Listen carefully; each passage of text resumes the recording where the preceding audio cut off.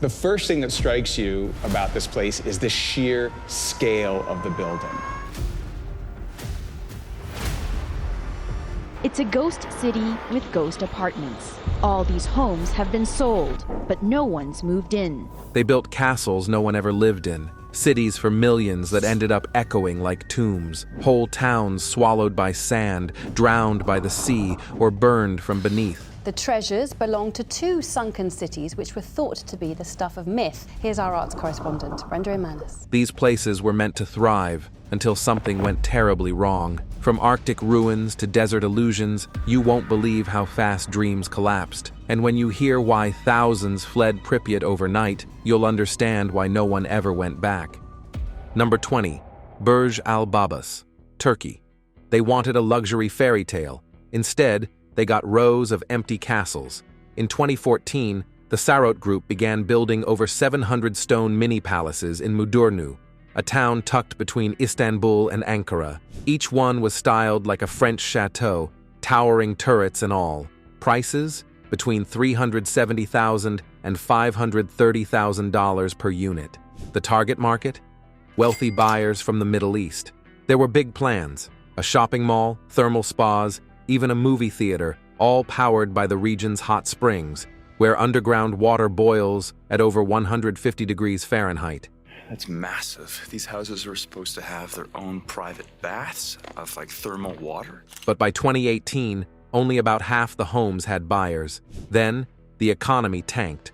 Oil prices dropped, investors vanished, the company owed over $27 million and went bankrupt. Today, Burj Albabas is a frozen fantasy. Hundreds of castle shells, lifeless and locked behind fences. Locals never liked it.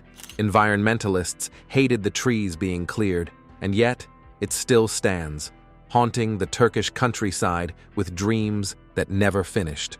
Number 19. Ordo's City, Inner Mongolia, China.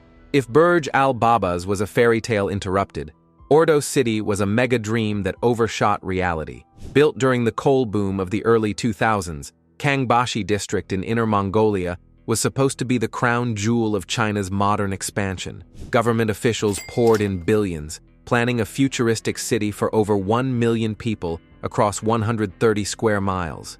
Streets, towers, stadiums, all constructed. But by 2009, most buildings stood empty. International headlines branded it the Ghost City, especially after journalist Melissa Chan walked through quiet neighborhoods with more stray dogs than residents. But some say that label was unfair. But what about this ghost city thing? Do you think it'll...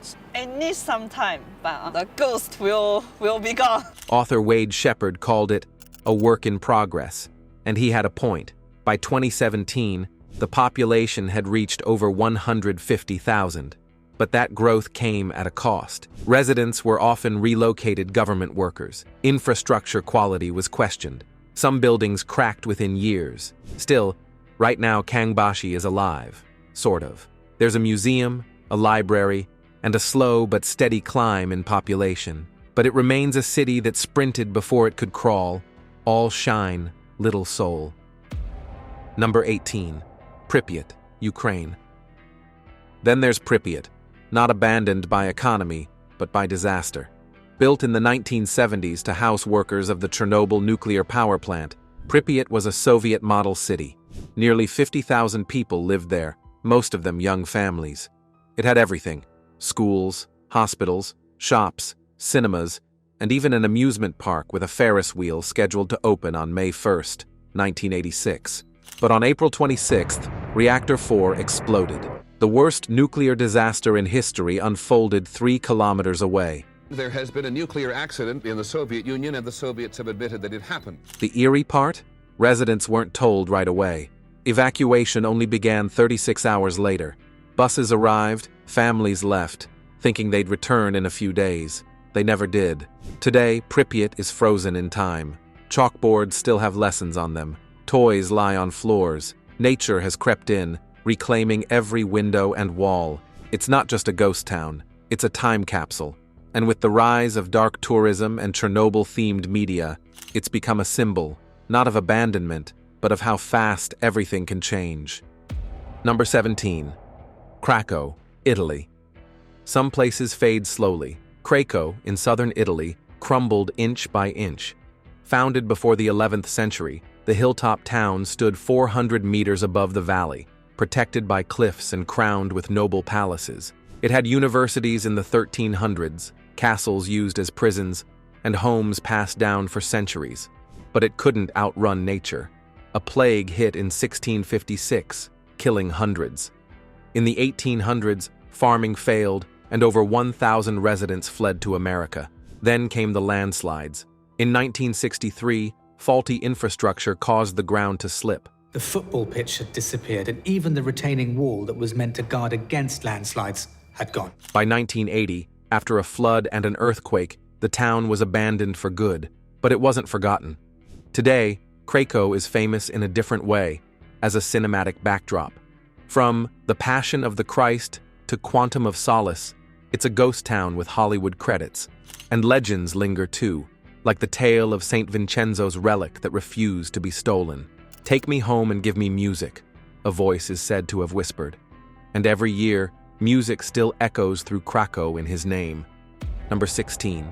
Ragudi Vecchio, Italy.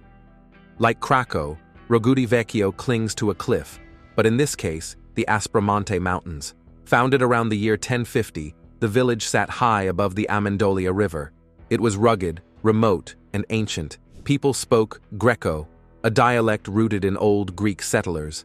Even the name Ragudi is thought to come from words meaning full of crevices or harsh, and it was. Life there was isolated, with narrow paths and dangerous terrain. But disaster finally pushed residents out. In 1971, and again in 1973, floods and landslides struck. It became too dangerous to stay. The government ordered an evacuation, and a new settlement, Ragudi Nuovo, was built on the coast. The old town was left behind. Right now, Ragudi Vecchio stands in silence. The mountain place is where you can sleep. Nature is now the only resident. Moss carpets floors, trees grow through windows, yet travelers still come, drawn by the haunting beauty of a place that once spoke Greek under Italian skies, and now whispers through the wind. If you haven't hit that subscribe and link yet, go ahead. You don't want to miss what's coming next. Number 15. Hutuan China. From cliffs to coastlines, next we head to Shengshan Island, east of Shanghai. Hutuan was once a bustling fishing village. In the 1950s, over 3,000 people lived there, making a living from the sea. They had homes stacked on green hillsides, a school, and a working harbor, but the location was tough. Deliveries were hard. Schools and medical services were far away, and as fishing became more competitive, residents began moving out. We can see that the whole village seems to be completely deserted. By 2002, Hutuan was abandoned. But then, something strange happened. Nature didn't just take over, it took over beautifully. Vines swallowed houses, plants wrapped around doorways, the entire village turned green. Photos of this vanishing village went viral in 2015. By 2017, a viewing platform was built. Now, up to 90,000 tourists visit each year. Some former locals have returned as guides. Hutuan may be empty, but it's far from forgotten. Proof that even after a town fades, it can bloom again in unexpected ways. Number 14. Hashima Island, Japan. From green hills to concrete seas, Hashima Island, also called Gunkanjima or Battleship Island, sits off the coast of Nagasaki, Japan. Coal was found there in 1810, but serious mining didn't start until the late 1880s when Mitsubishi took control. They built seawalls, housing blocks, and Japan's first reinforced concrete high-rise by 1916. At its peak in 1959, Hashima had over 5,000 people crammed into a space less than 1 square kilometer. It was the most densely populated place on Earth, but not all of it was proud history. During World War II, Korean and Chinese forced laborers were made to work under brutal conditions. Hundreds died. When coal declined in the 60s, so did Hashima. Mitsubishi shut it all down in 1974. The island was left to the sea. For over 30 years, it sat abandoned, a ghostly slab of concrete. But in 2009, it reopened for tourism. And in 2015, it was added to UNESCO's list, not without controversy, given its history. Hashima now stands as both a warning and a witness. Number 13. Body California, USA. If Hashima was industry trapped on an island, Bodi was the Wild West frozen in dust. In 1859, William S. Bodi found gold near Mono Lake. He died in a snowstorm soon after, but the town that took his name exploded into a boom town. By 1879, Bodi had nearly 7,000 people, 2,000 buildings, and a reputation for danger. It was said, "Goodbye, God, we're going to Bodi." Saloons lined the streets. Gunfights were normal, but as quickly as it rose, Bodi fell. The gold ran out. People left. Fires in 1892 and 1932 gutted much of the town. By the mid-20th century, Bodi was nearly gone, but not forgotten. In 1962, California made it a state historic park. Since this place became a state historic park, it became illegal to take any of the artifacts that are left over, so... Today, Bodi is preserved in a state of arrested decay. You can walk its streets, peek inside homes, see beds, books, and beer bottles left behind. It's the Old West, paused, not erased. Number 12, Pyramidan, Svalbard, Norway. Pyramidan wasn't just cold, it was the Soviet Union in the Arctic. Named after a nearby mountain shaped like a pyramid, the coal town was built by Sweden in 1910 and sold to the Soviets in 1927. They transformed it into a frozen paradise, greenhouses, pig farms, a cultural hall, and the world's northernmost Lenin statue standing guard in the town square. By the 1980s, around 1,000 people, mostly Ukrainians, lived there. But coal mining in sub-zero temperatures wasn't cheap. After the USSR collapsed, money dried up. In 1996, a plane crash killed over 140 workers. 2 years later, the town shut down completely. Fast forward to now, Pyramidan is frozen in time. Buildings still stand. Rooms still have typewriters, coffee mugs, even pianos. A few caretakers return in summer to guide tourists. But for most of the year, Pyramidan is silent, a Soviet ghost wrapped in snow, staring out over icy water, its hammer and sickle still intact. Number 11, Akarmara, Abkhazia. Next, we head to the Black Sea, to a town built with war and destroyed by it. Akarmara, founded in 1938, was created by the Soviet Union for coal miners. After World War II, German prisoners of war were brought in to build it. The result? A town filled with European-style architecture, arched buildings, elegant balconies, and a peaceful train station. It looked more like Germany than Georgia. By the 1970s, 5,000 people called Akarmara home, but the 80s brought economic collapse. Then, in 1992, war erupted between Georgia and Abkhazia. Bombs fell, families fled, buildings cracked open, only a handful of residents stayed. Today, around 35 people remain. The rest, gone. Nature has taken over. Trees grow through floors, ivy scales apartment walls, goats wander freely through silent markets. Akarmara still stands, half beautiful, half ruined, a town haunted by history, yet too proud to fall completely. Number 10. Coleman Scop, Namibia. Before long, the fortune seekers arrived, and by 1912, Coleman Scop was a wealthy town in the desert. What happens when diamonds turn to dust? Coleman Scop in the Namib Desert answers that. In 1908, a railway worker named Zacharias Lavala found a shiny stone near Luderitz. It was a diamond. And one of the largest producers of diamonds in the world. German colonists rushed in. Within months, Coleman Scop bloomed into a desert utopia, with a theater, ice factory, school, hospital, and the first X-ray machine in southern Africa. At its peak, it had over 1,000 workers and enough diamonds to make people rich overnight. But the boom didn't last. By the 1920s, richer diamond fields were discovered farther south. Residents packed up.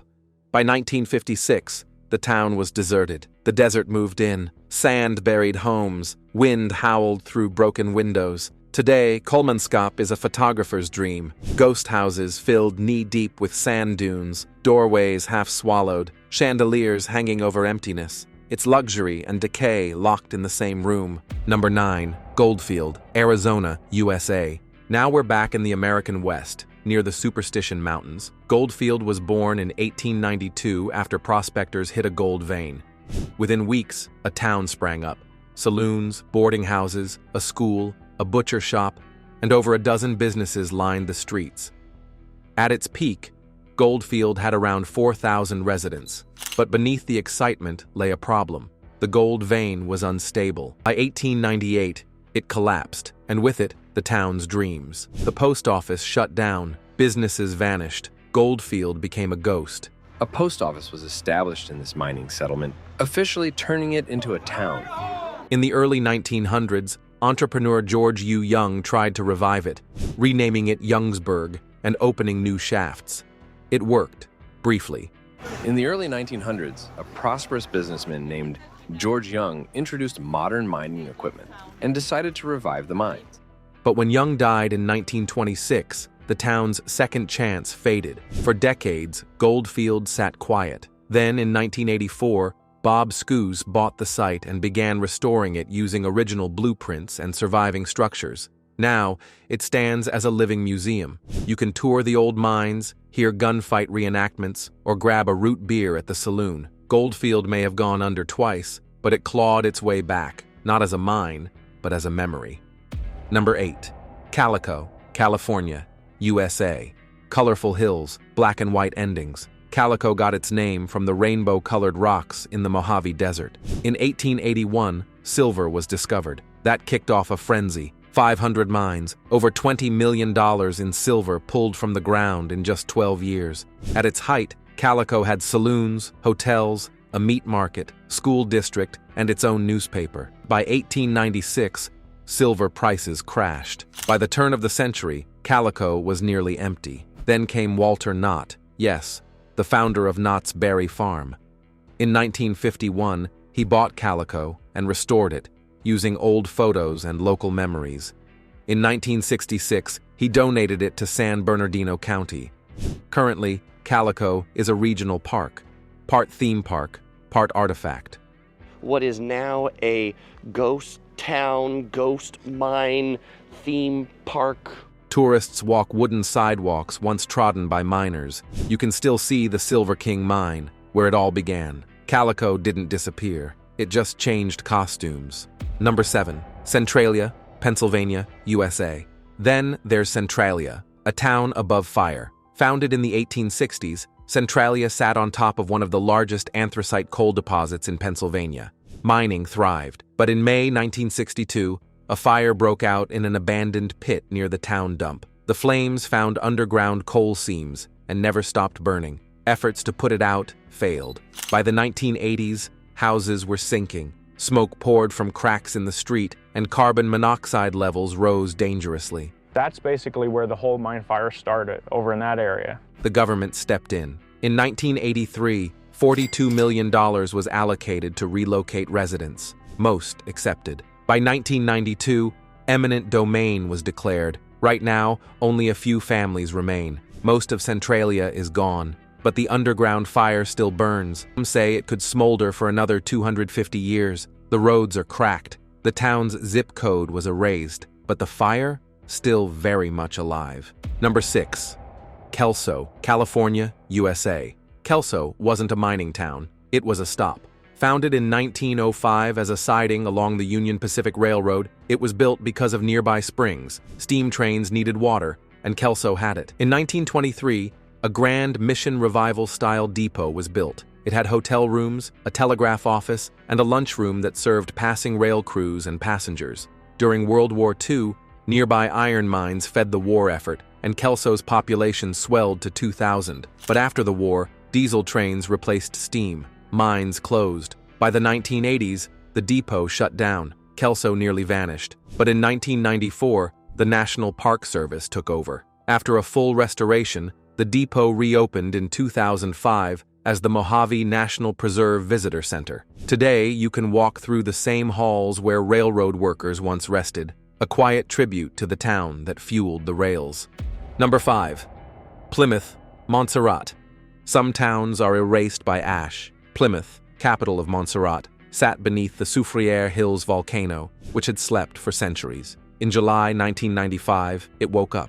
Eruptions began. Residents fled, but hope lingered. Maybe the volcano would quiet down. It didn't. In 1997, pyroclastic flows buried the city. Homes, offices, and the island's only port were smothered in hot ash. Over 4,000 people had to abandon their homes permanently. The people of Plymouth thought the flat land below the Soufriere Hills volcano was a great place to build their city. The British territory's government relocated to the north. Now, Plymouth is a modern Pompeii. Only rooftops peek out of hardened lava. Streets are silent, but signs remain. Bank logos, traffic posts, even a cricket scoreboard. A few researchers venture in, wearing gas masks. But the town itself? Off limits. It's a city under stone. Number 4. Matiat, Turkey.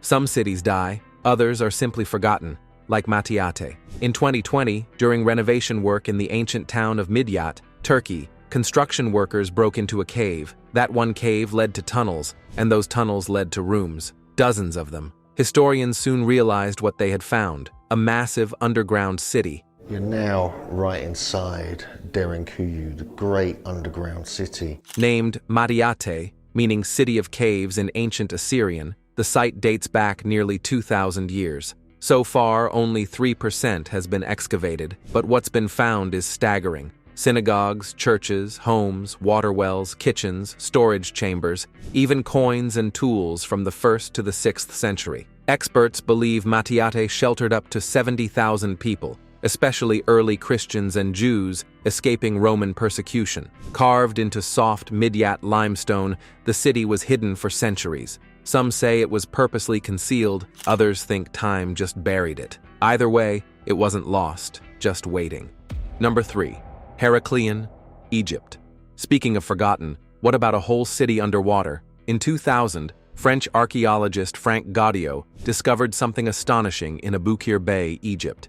In the 1990s, maritime archaeologist Frank Gaudiot began investigations that led to these great finds. Using sonar and magnetic tools, he and his team found Thonis Heracleion, a city lost to the sea for over 12 centuries. Before Alexandria, this was Egypt's major port. Colossal statues, temple ruins, and over 700 anchors lay buried in 10 meters of water. A stele from King Nectanebo confirmed that the city had two names: Thonis to Egyptians, Herakleion to Greeks. Legends told of Helen of Troy hiding there. Some said Heracles first arrived in Egypt at that port. Myth and reality collided, and they were both right. Only 5% has been excavated so far. What else lies beneath the waves?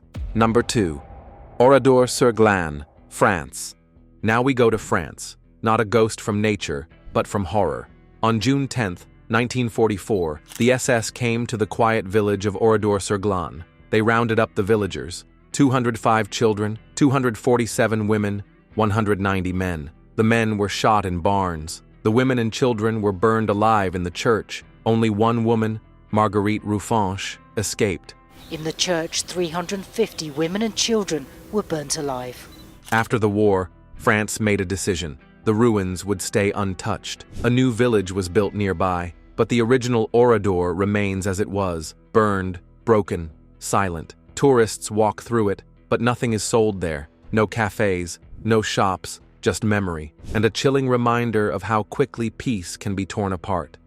Number 1. Leptis Magna, Libya. Finally, we end where the desert tried to hide history. Leptis Magna, one of Rome's greatest cities, was founded by Phoenicians around 1000 BC. It flourished under Emperor Septimius Severus, but after the Arab conquest in 642 AD, it was slowly swallowed by sand. In the 1920s, Italian archaeologists uncovered its treasures, including the Arch of Septimius Severus in 1928. In 2000, a German team found a 30-foot-long mosaic of gladiators in a Roman villa. Myths say the city was hidden to protect its treasures. But the truth? Time and neglect did the job. Currently, Leptis Magna is a UNESCO World Heritage Site. A metropolis protected by sand, the archaeological site of Leptis Magna. And one of the best preserved Roman cities anywhere. A lost jewel, reborn. Which of these haunted you the most? Could any of them ever come back to life? And how many more are still out there, forgotten beneath our feet, because the past hasn't finished speaking, and we're just getting started listening?